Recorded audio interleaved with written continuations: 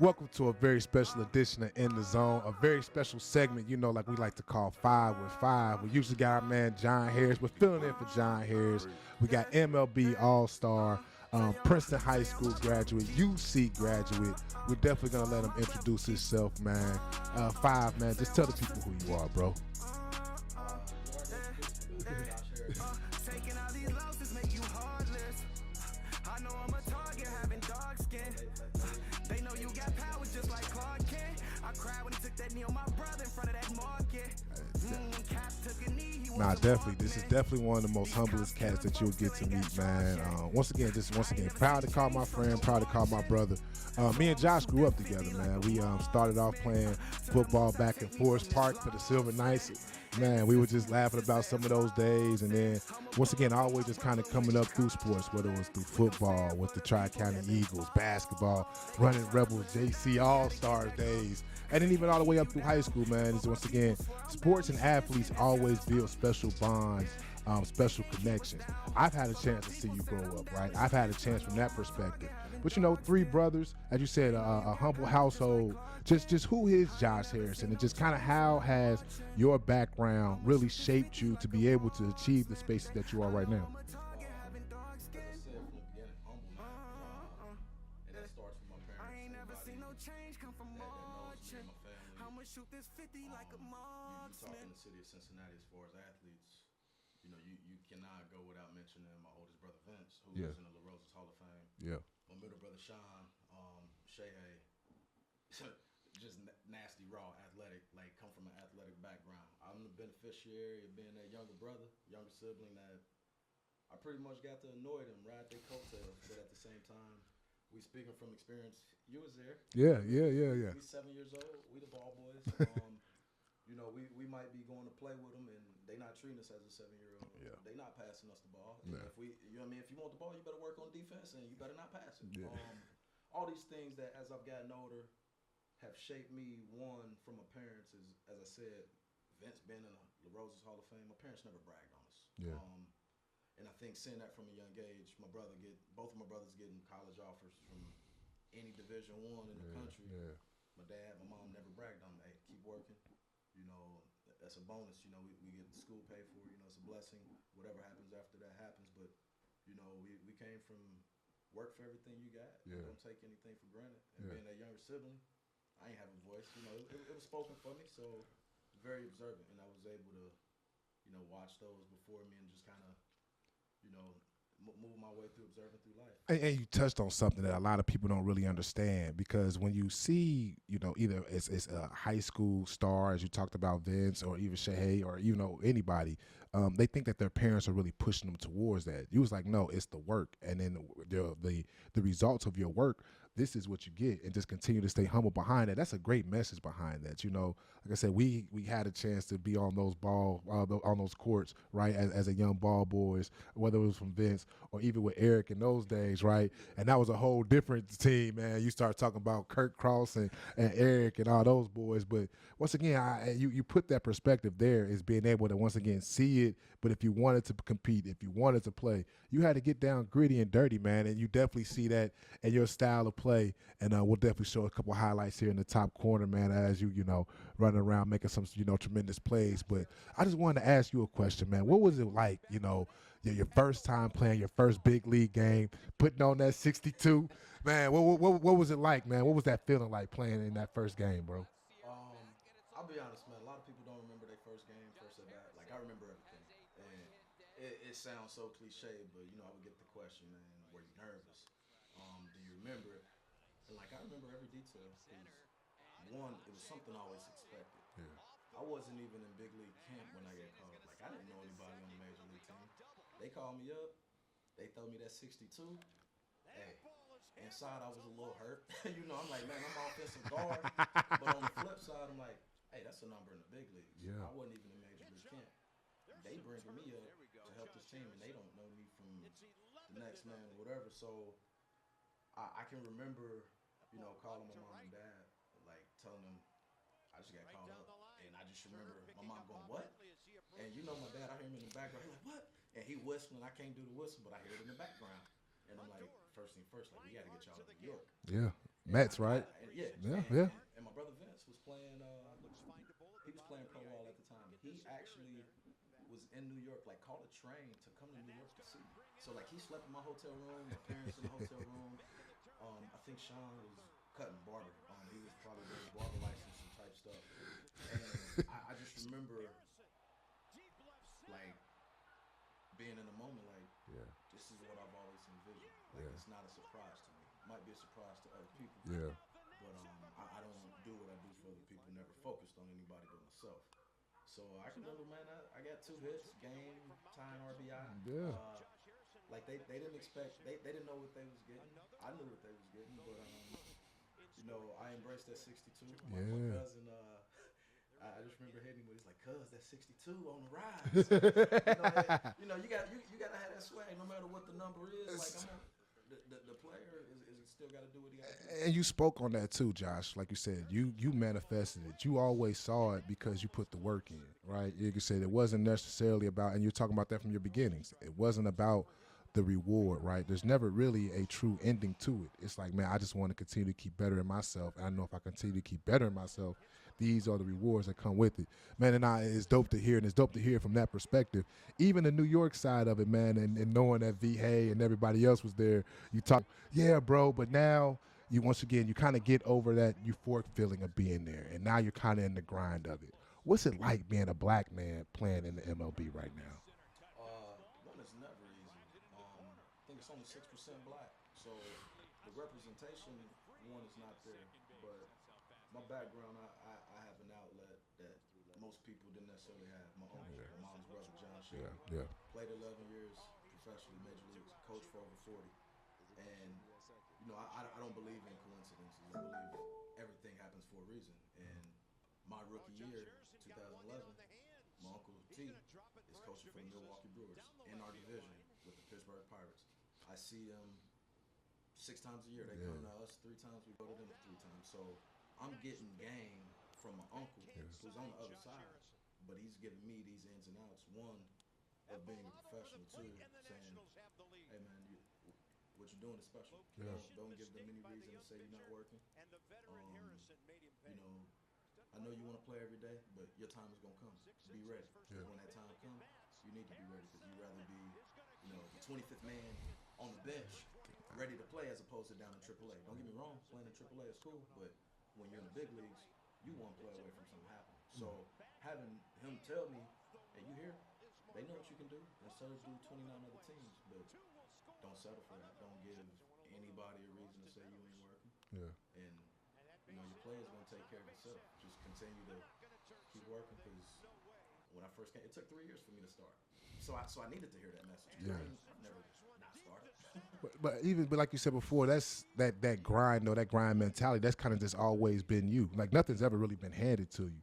You know, like once again, we can kind of get into your youth and junior high days and high school days, but as an athlete, even growing up, like you've always been a spectacular athlete. But whether folks have always said, man, he was too short, or can he live up to X? You never kind of allow that to steer you in a certain way. What that mental toughness? Where else does that play out into baseball? Because baseball seems like a game of a lot of failure. You know what I mean? What? Yes. It don't seem like it is. It's a lot of failure. That's why I couldn't handle baseball. I was not mentally tough for that one. But I'm not gonna lie, man. The older you get, you kind of reflect on some of your life experiences. Yeah. And like I said, I don't believe in coincidence. Yeah.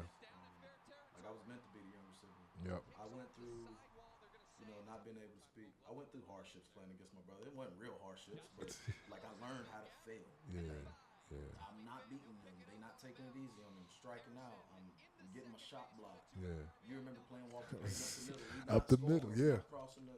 But when we got amongst our peers, it ain't nothing y'all can do to me that ain't already been done. Yeah. So having to deal with adversity, I don't look at it as adversity when I was young, but I was learning how to lose or fail in a sense to say, hey, it don't matter, keep going. At one point, that breakthrough gonna come. Does that same mental toughness, does it play into, or is it a different type of mental toughness? Once again, being a black man, I'm sure you face some discrimination, from the fans and hearing all type of different things. As you said, 6% of the league looks like you. So do you use those type of skill sets to kind of persevere even through the craziness that you might hear on a normal MLB season? Like I tell people that don't believe if there's any discrimination or racism, whether it's from you know people within baseball or fans. Like I just say, look at the world. It doesn't even we take it past sports. There Yeah, are still people that's racist, regardless of whatever the case may be. yeah, But sometimes you got to be held to a higher standard. But I've always been one that I don't focus on those things because people that meet me, they're gonna meet the genuine person in me. That man, I'm not looking for anything negative in anybody. It doesn't mean that I won't you know address it, but I mean those things will take care of themselves. And as you get older, you start to understand your peace. yeah, And sometimes it's better to protect your peace than to yeah. react to something that really doesn't make a difference on how you're gonna live your life or what happens in this moment. I myself haven't necessarily experienced anything personally at a game, Yeah.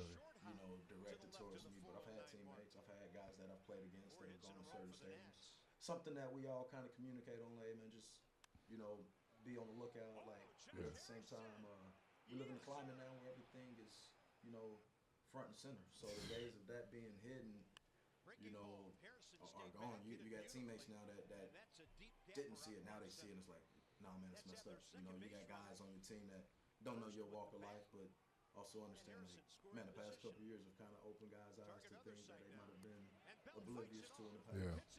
So I don't really try to harp too much on that because if I'm focusing on that, I'm losing focus So, on yeah. where I need to be. You spoke on something too. I want to touch upon. You talk about making a difference, right?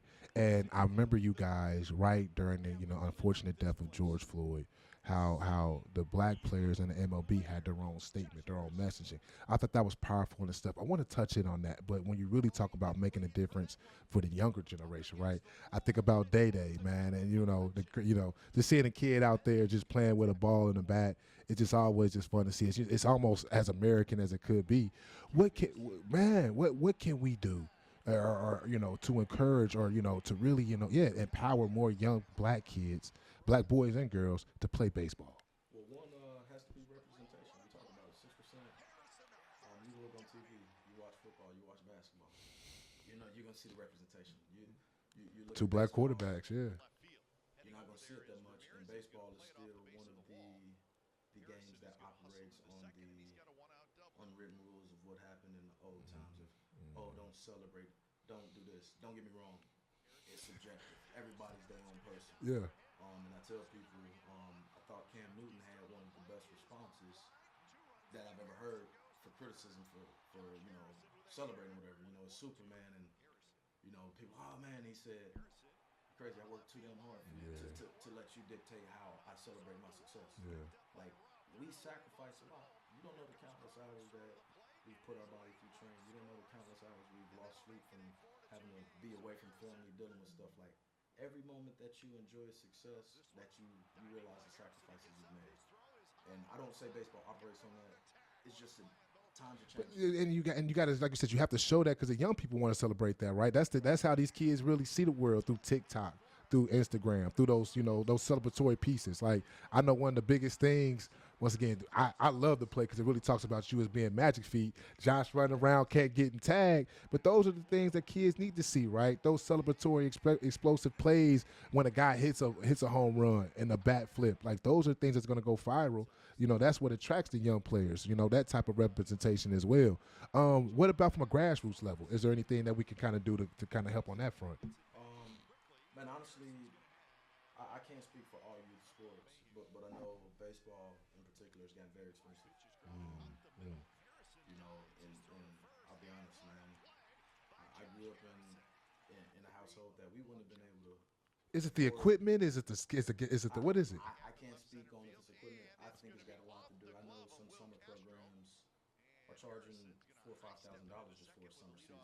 I Wow. know a couple guys that I've talked to just through the game of baseball, places that they're from, they got some travel ball teams that are 20,000. And it's like, what if these kids are multiple sport Wait, per athletes? kid? Man, yes. What if this kid is a multi-sport athlete? Like, now you got a kid ultimately having to make a decision, or parent might be spending 20,000 for a kid to really be like, you know what, this ain't for me. But that's a lot of money, and you start to factor that in. the appearance of, you know what, is it worth it? Because baseball is probably the toughest game. Because That blows my you mind, deal bro. with failure on a daily. You can do everything right Yeah. and not be rewarded. Football, basketball, you know how far the hoop is, shooting a free throw. Football, somebody pick up a block. You got baseball. I can hit a ball hard, and the dude rob a home run. The dude catch a line drive, and it's like you did everything right, but guess what? It counts against you. And we relay it to kids like, man, to be considered good in this game, they say you hit 300. That's Yeah. getting a hit 3 out of 10 times. Yeah. You say, I dare you to come home with a 30% on the math test. I Thirty dare percent. you to come home with a 30% on any test, and they say, hey, you're great. Like you have to learn how to deal with failure to a standpoint to where you This have to trust the process. does that thing does you think that process in itself, right, failure and just kind of some of the things that our kids deal with, and I know we're kind of going on a tangent on this, but I think this is important. Do you think that in itself might deter or might, discourage some of our kids from playing baseball? Because once again, if you look at some of our communities, failure is not an option. So when you're playing a sport that's almost dictate on how you deal with failure, do you think some of that might have to deal with how our kids approach baseball as well? That could very well play a part in it, Yeah, but I can yeah, also say, yeah, yeah, yeah, yeah. no. I can also say some of it comes down to support too. Mm, You know, mm, I've seen kids in my past that didn't have the support at a baseball game, but you go to a football basketball game, their whole family there. yeah. Baseball is not an exciting sport at a youth age to where Mm. it's not fast paced.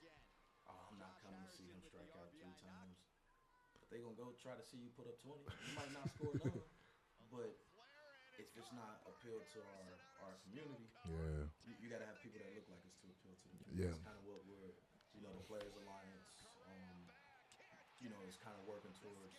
A lot of us do stuff on our own back in our communities. yeah, Players Alliance was almost us trying to get together to make sure that we still do that, but we do it collectively to say, some former baseball players that's pretty much over the head of it that's doing a good job of, making sure they hit all these cities to donate gear, to yeah, have clinics, you know, and it's not just the black players. You know what I mean? Like yeah, yes, this is kind of what it is for our communities, but I mean, you got teammates that's Latin, you got teammates that's white that are, oh yeah, man, I'll come to that showcase yeah. and help pass out stuff, and it's just getting back to those communities because a lot of those communities don't have the equipment to To even put together And a I team. and I think about, once again, Lincoln Heights right now is a blessed situation because we were part of the Reds Community Makeover Right. Project, right? So our whole field is being redone, and I'm glad we're really having this conversation because it sounds like if the biggest thing is resources or being able to join some of these leagues, I think there's some opportunities here that we can maybe,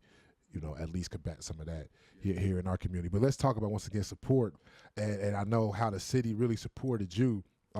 When you were named an All-Star, bro, what was that like to be named an All-Star? But a couple times. What was the first and the second? What was that like? One, it was a dope experience. The first one probably my favorite Yeah. because 2014 that was my first year in 3 years getting a chance to start. Yeah. But to the start of that season, the first month, I think I had one start, and I remember telling V, hey, like, man, I don't know what I got to do. I've been here 3 years, like, I'm ready to play. Like, I know I can help this team, and he like, man, just stay ready. I got a funny feeling we're gonna be laughing at this at the end of the year. And All-Star break, we have an announcement before, they announce the teams, and Clint Hurd, our manager, is announcing our All-Stars, and he goes, hey, we had 3 All-Stars this year. We knew Kutch was All-Star. Yep. That's a given. Deuce. Yep. We knew Kutch. We knew Tony Watson, who was one of our best bullpen guys, one of the best bullpen guys out the pen. And the third guy, we just like, we don't know who it could be. And when he announced me, I'm kind of like, man, it's dope. Yeah. And they're like, but you can't say anything till the team's announced, later tonight. But it was exciting. It was a cool experience. Yeah. But people asked the question, was it a surprise? Did you ever think you'd make an All-Star game? And I said, I've been an All-Star at every level I've been. Yeah. Single A, double A, triple A. What makes you think that I don't think I can do one here? My boy Not J.A. that I sell out to No. say, Yeah. but it's not a surprise to me. It may be to you because of the standards you have for me, but that ain't what I operate off of. Yeah. And the second one was I was our only All-Star representative from Pitt. And it was cool, man, just kind of going back because that year it was kind of cool, surreal to walk in and see my jersey have the 2 on it with the star to say that's my second one. Yeah. And it's kind of cool, I don't ever really sit back and realize everything that I've done until somebody asks me a question. Then I'm like, because I live in the moment. I'm like, Yeah, yeah. hey man, but that's a good question because they were two separate fields. The first one was like, hey, I'm excited, everything a whirlwind. Second was like, all right. I Yeah. was almost like a vet at the You All know what I'm Star talking. Yeah, game, yeah. And you like you know. said, and like your man, and it's so dope hearing you explain it from this perspective because you know a lot of folks in this seat, a lot of folks here say, you know, we as brothers, you never really kind of talk about, you know, have those conversations with your boys or, you know, what was it really like? What was your thoughts behind it? And to really hear you say, man, I knew I was gonna be here because. The crazy thing is, we all knew you was gonna be there too, and especially if you knew what it was like coming up with Magic Feet, you knew that it's kind of hard to count bro out. It's kind of hard to count bro out. Definitely want to get on this piece, bro, because I know we're getting pressed on time. But you're as you talked about, you're a veteran now. Your second step back with Philly. How long do you think you can play at this high level, and what personal goals do you have for yourself and for the team this year? To be honest, I don't know how long I could play at this. I could. I mean, I feel really good. Yeah. Healthy. Healthy for Yeah, sure. yeah. I mean, the older you get, you really understand your body. And I mean, I've had some adversity, man. I had 5 straight years, like so, 14 my All Star year. From 15 through 19, I had 5 straight years Yeah. where I spent at least 6 weeks on the injury list, broken hands, Yep. surgeries. So like to be here, year 11 in the big leagues, but parts of 14 is like, man, it's a blessing. But I've been through adversity, but I've also had to learn more and be in tune with my body coming Yeah. back from injury. I have to understand how my body operates. So I literally know so much about my body. I know if this is tight, I know how to. I don't necessarily need the trainers. Yes, I use the trainers, Yeah, but I yeah. do a lot of stuff on my own because I've had to take that internal. Are those some things that you're doing differently from year 11 to year one? Is like you said personally yourself. Is those some things that you see you're doing differently, or just Oh, or for sure. yeah, okay, And everybody goes through that. I mean, look at LeBron. yeah, He's yeah, doing things different because you get older, but then you also understand how your body responds to certain things.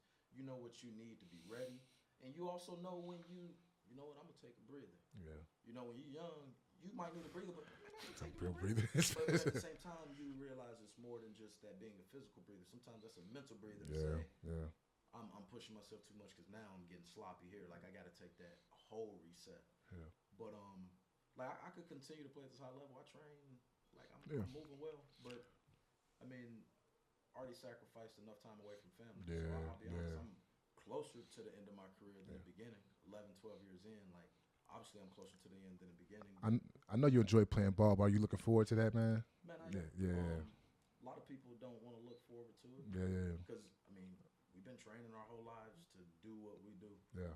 But as I said, being a youngster three, I've always been observant. I have perspective. I know. I mean, all this is cool, but it ain't nothing like family, man. Jay, hey, You the know what I'm girl saying? dad. You know what I mean? So Yeah, just being able to see moments that I didn't think I was gonna be able to see, like first day of school. I take my injuries as a blessing in disguise. yeah, Hamstring, I got to see first days of school that otherwise I would have missed. yeah. So now we're at the point to where now we're they're a little older, but Oh, so I yeah. can see the benefits of being at home. But I'm not selling myself short to say I'm just gonna not play. But only God knows that answer. But I know as far as this year, they went to the World Series. I want to help them get back to the World Series, get a ring, man. That's my personal goal. It's been 8 years since I made the playoffs. Yeah, you want to get that. I know, bro. That's a personal entity. Yeah, bro. get that ring, man. And now that's amazing. And I'm also thinking about your family goal as well too this weekend because I'm ask one more after this one, but I'm gonna actually scratch one. I'm gonna ask one more because I saw it. What was your feelings like taking your daughters to the daddy daughter dance this weekend, man? What was that like? Man, that's always a good time. So it's only my second time being able to go. Spring training, the date is different every year, so it depends. Ziana said she was too old this year. She didn't want to go. I was like, you want to go to the thing? See, I'm gonna celebrate as much as I can. And this being my second one, the first one was just me and Mia. It was 4 years ago. Yeah. So this one I was able to take both of them. It was a long day. We had a dance competition that morning. It was Mia's birthday, and daddy daughter dance. But like those are moments that I enjoy. That those mean way more to me than any hit I'll ever get on the field, even if it's a World Series game when it hit. Yeah. Those moments with my family, my wife, my kids, my brothers, my parents, like those are things that mean more to me because we sacrifice a lot. Yeah. I don't take it lightly. Nah, I get to have those moments. Absolutely. And speaking about athletes that sacrifice a lot, this is the last question. These athletes that had all been mentioned in the GOAT conversations, right? So right now you got like Michael Jordan and LeBron, right? Amongst others, because with LeBron passing Kareem Abdul-Jabbar, I don't want to discredit anybody in the basketball realm. Tom Brady, Patrick Mahomes and what he's doing right now. Just what's your thoughts on just any GOAT conversation in any sport? Should we be having these conversations? And if so, do you think there's a GOAT in baseball? Man, you're gonna have these conversations forever. They'll never die. And I don't think it'll ever get figured out. Yeah. And it's always gonna be subjective. It's gonna be whatever a person thinks. The way I feel, I can't sit here and just say one person is the GOAT of anything because one, I ain't physically seen everybody. Yeah. But two, also understand it's different eras. Yeah. Kareem scored 38,000 without a 3-point line. Sky. Like, you know what I mean? But that ain't discrediting Bron because No. you look at what he's been able to do over the longevity of his career. It's no secret that dudes are more athletic, faster, stronger. There's always gonna be the argument: are they as mentally tough as back in the day? Like, nobody can answer that question, but I think you can have GOATs of eras. Yeah, yeah. And some of them can overlap. You can't sit here and tell me that Jordan and Kobe and Bron don't overlap because there's gonna be a valid case for people that's Bron, people that's Jordan, people that's Kobe. That ain't me. You know what? I don't lose no sleep because in my eyes, I'm the GOAT. Yeah, I know that's right, You Five. know, hey, you got to think that way, but I don't think it's a question that can never be answered. But what I don't like is people discrediting another person just because they don't feel that that's their GOAT. Like, if LeBron your GOAT, that don't mean that Kobe or Jordan or Kareem, but like, you still got to give credit where credit is due. Like, these guys, men and women, are doing some special things. Like, just because you don't believe it's the best, that still don't mean discredit what they do. Absolutely. And I think a lot of it, people ride so hard for who they GOAT talk is that they make it seem like the other people. I'm like, Cats be living through other people, man. Yeah. Griffey being the GOAT of his era. Yeah, yeah. Without injuries. Even over Bonds, right? At the same time, nah, like I said, it's good. Go ahead. Yeah. Yeah. So I'm with you. Yeah. They go both hand in hand, and it's like, how do I sit here and say one is the GOAT? And baseball's so tough, man. I know we got to wrap this up because once again, we can talk about this all day. But baseball's so tough because you got pitchers, you got batters, you got position hitters, you got the DH. Like, how do you really determine that? Because once again, you look at like when we that generation, right? When we was coming up, like you got Randy Johnson, right? You got Kurt Schilling, right? You got some of like these Pedro, like you got some arms, and then that combinating with, quote unquote steroid era, but however you want to calculate that, cats out there smacking that with that eye-hand coordination on a consistent basis. I know I can't do that. So I think every baseball player is phenomenal, bro. So yeah. Coordination is the one thing, and that just goes back to why I say baseball still deals with the unwritten rules. I understand. Yeah. But let people celebrate. Now, there can be overboard. Don't get me wrong. Anybody can be overboard. I mean, it's any sport, though. Yeah. But I'm not one to sit here and say, don't do this, because guess what? As much as they celebrate, and trust me, it's going to be a time they're going to want to cry from striking out 5 times. As much as he hyped for striking me out, it's going to be a time where this dude can't get nobody out. Yeah. It all comes, like, celebrate your wins, you got to celebrate your losses. Yeah, take them.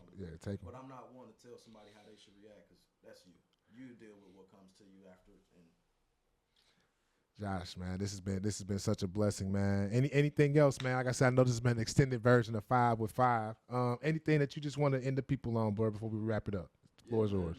One thing, whether it's kids, people, man, especially in today's society, man, we got to do a better job of focusing on ourselves. Yeah. There's so many distractions out there.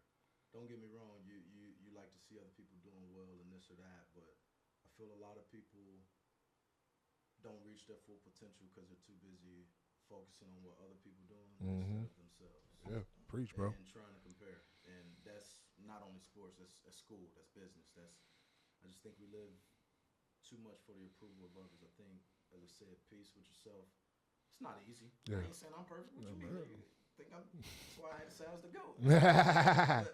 But on a serious note, just, know that everybody's story is different. Yeah. And everybody's grind is going to be different. And trust the process, because your process is your process. Man. Compared to somebody else. Man, you heard it from the man himself, and like we always say here, man, there are no limits because we are the heights. Man, like I said, we're gonna come back with Big Bill. Once again, it's a special edition of 5 with 5, and we are in the zone, man. Thanks, bro. Appreciate it, bro. Yeah, that was dope.